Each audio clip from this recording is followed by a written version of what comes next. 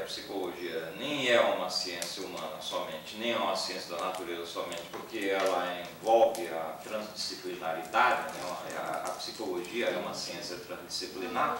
Então, aqui é um exemplo concretíssimo de como se pode fazer uma epistemologia da psicologia, no caso da análise do comportamento, que é a filosofia do behaviorismo radical, em que a cultura, a natureza, ou digamos a história da cultura, a história da natureza e a história do indivíduo, a sua biografia, são articuladas na explicação do comportamento, não é? Quer dizer, como se eu dissesse, todo psicólogo, ao fazer uma epistemologia, ele deveria estar procurando ver, então, procurar ver Vygotsky, como é que ele articula a história da cultura, a história da natureza e a história do indivíduo. O Freud, ou a psicanálise, como é que articula a história da cultura, a história da natureza e a história do indivíduo. O Piaget, como é que trabalhos de etólogos. Por quê? Porque a análise do comportamento envolve todas essas disciplinas hoje, envolve um conhecimento da antropologia, um conhecimento da história da cultura, um conhecimento da história da natureza, que é a etologia, que é o estudo do comportamento animal, que envolve sim também, claro, a análise das contingências para analisar a biografia do indivíduo. Então,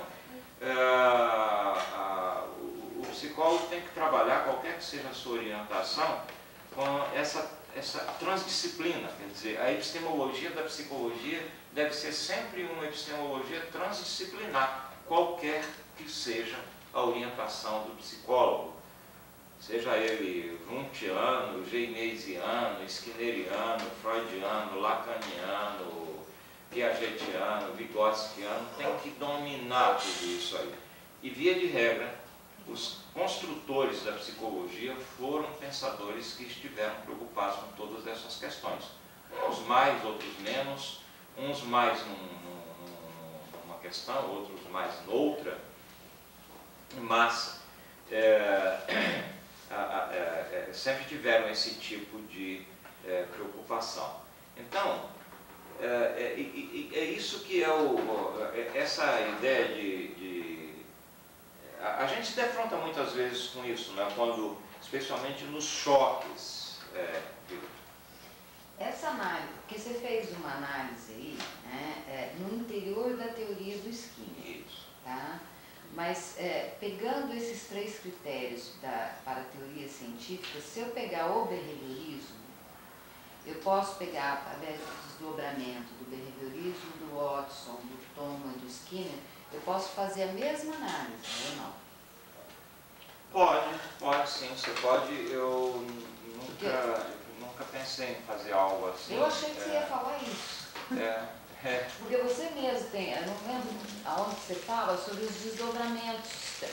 Uma última coisa que eu li, que você escreveu, foi a teoria reducionista quando você comprova, tá, que não existe o conceito de comportamento, ou que o Watson não é um comportamentalista. Isso. Né? E aí você fala sobre a teoria reducionista do Watson, a teoria emergencialista do Thomas e a consequencialista do Skinner. Tá? Aí eu estava pensando assim, quando você pega o behaviorismo, tá, e vai falando sobre os desdobramentos dele e as superações que o Skinner faz em relação aos outros behavioristas, me pareceu que esse modelo de análise poderia ser feito também, ou eu estou errada? Não, veja bem, eu acho que sim, você pode fazer. Eu, quando fiz esse trabalho aí, a minha preocupação era uma preocupação mais de examinar as ontologias e as epistemologias de cada um desses behaviorismos para mostrar não só as diferenças entre eles, mas para mostrar uma tese muito mais radical, que é essa de que o único behaviorismo que é behaviorismo é um behaviorismo radical, porque os outros não eram behavioristas, o que é uma grande ousadia dizer que o Watson não é behaviorista, né? Todo mundo entende que o Watson é o fundador do behaviorismo. Filosoficamente, eu demonstro que ele não é.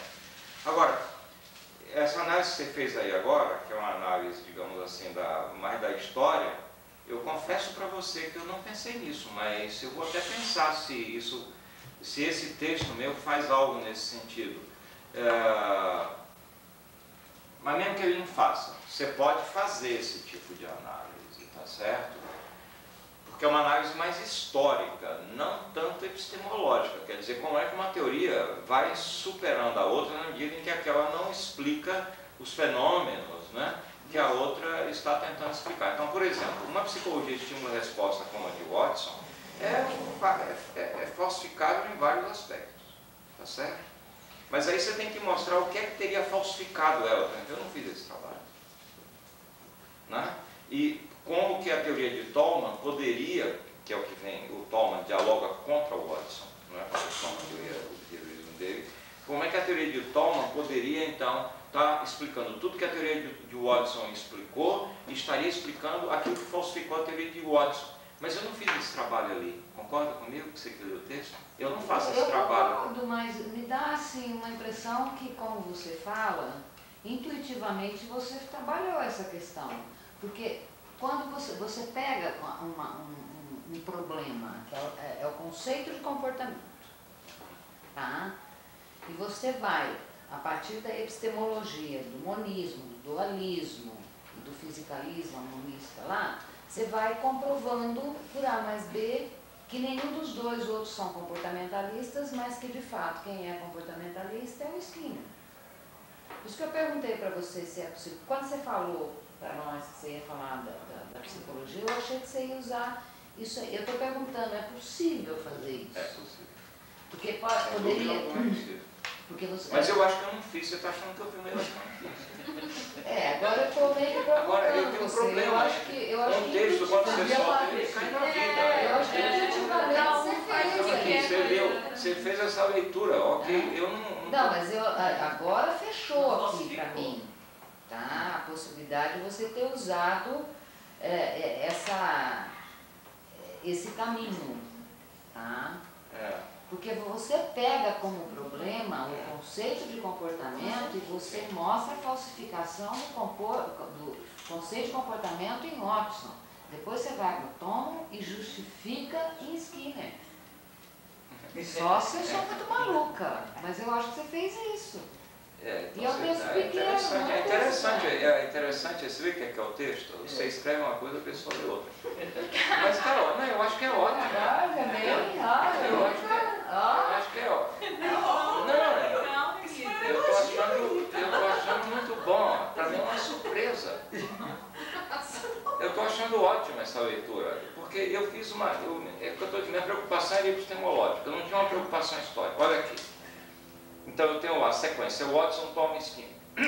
Eu não tinha uma preocupação de apresentar a teoria de Watson, apresentar os falsificadores, apresentar a teoria de Tolman, explicar tudo que o Watson explicava, explicar os falsificadores, previsão de isso aí é um livro. Isso aí seria um livro.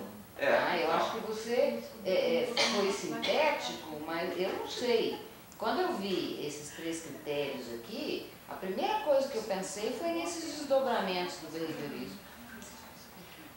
Que não é a primeira vamos vez separar que as você fala. coisas. Primeiro, que isso é possível fazer. Segundo, se eu fiz ou se eu não fiz, agora eu fiquei em dúvida. Eu vou ter que pensar um pouco se eu fiz isso. Porque eu não tive esse propósito. De comportamento. Esse é o problema do texto. O problema do texto é o conceito de comportamento. O que você problematizou lá. Não sei. Eu só queria saber se era possível. É possível fazer isso, mas como eu estou dizendo, como a minha orientação para o texto é mais epistemológica e é menos histórica, porque eu faço história da psicologia sempre de uma perspectiva epistemológica. Eu não sou um historiador da psicologia, eu não faço trabalho de historiador, faço um trabalho de reconstrução racional. Então a história é uma reconstrução orientada pela epistemologia, tá certo? Então, esse trabalho aqui, você veja, por exemplo, acabamos de ler aqui o que o Chalmers cita é a história da física. Ele vai para a história da física. Olha, isso aqui aconteceu assim na física, tá certo? Na história da física. Ele não está fazendo um trabalho epistemológico de qual era a epistemologia de Newton, qual era a epistemologia de Aristóteles ou de Einstein. Não é nada disso.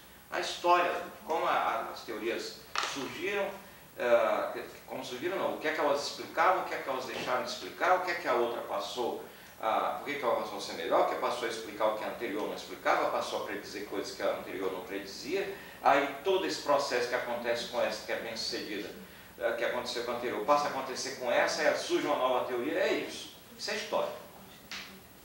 Eu não faço história com o texto, salvo essa história que é uma reconstrução racional, quer dizer, uma história orientada pela epistemologia, né?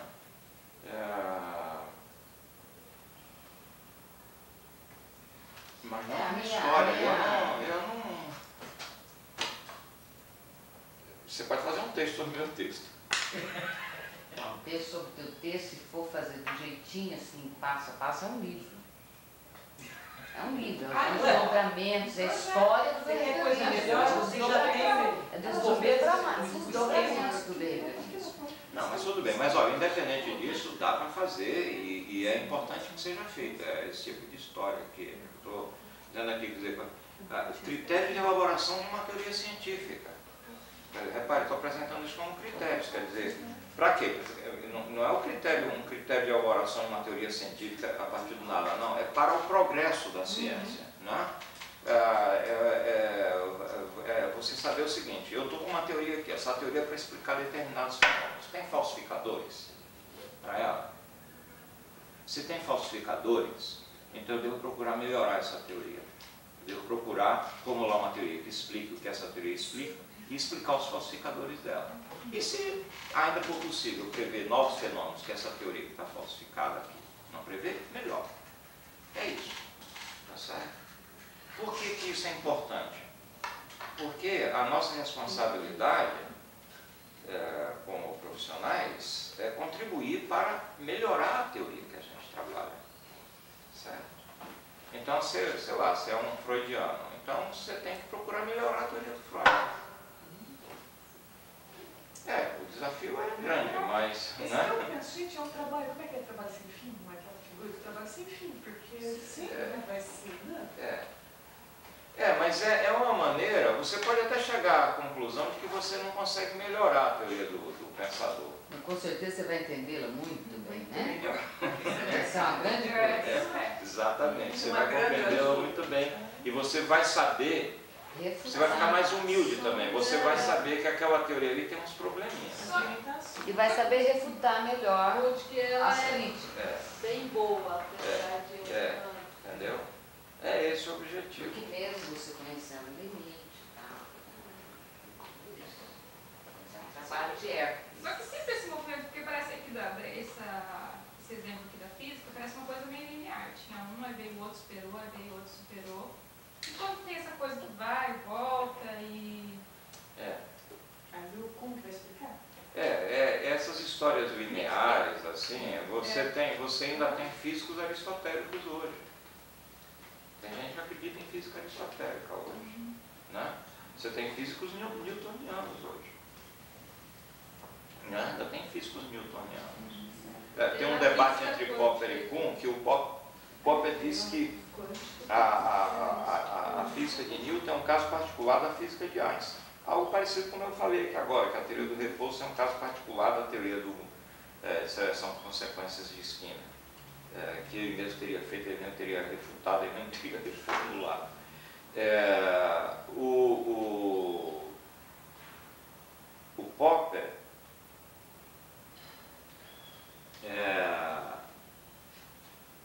fugiu agora. O debate do Kuhn e do O do Popper. Então, já lembrei. O Popper, ele diz que a teoria do Newton é um caso particular da teoria do Einstein. O Thomas Kuhn acha que não. Acha que há uma descontinuidade. Thomas Kuhn acha que existe uma mudança absoluta de linguagem, que os conceitos